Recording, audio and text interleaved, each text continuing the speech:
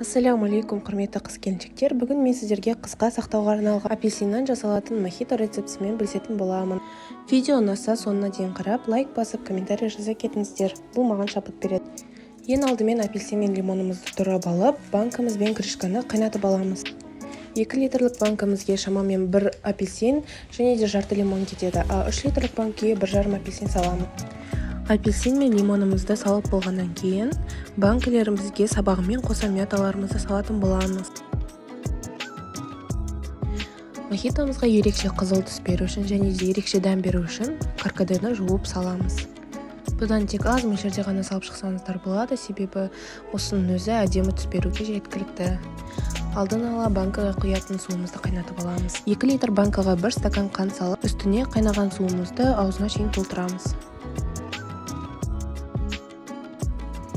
Видеодағындай аузына дейін толтыру өте маңызды, ішінде ауа қалып кетпеуі керек.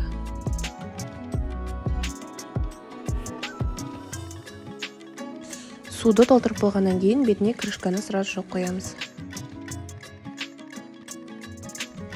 Дайын болған мохитомызды закрывашкамен қақпағын жауып, ішіндегі қанды еру үшін жерге жатқызып, домалатып аламыз.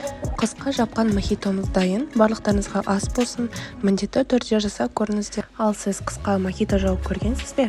Комментарийға жаза кетіңіз. Келесі видеода кездескенше сау болыңыздар.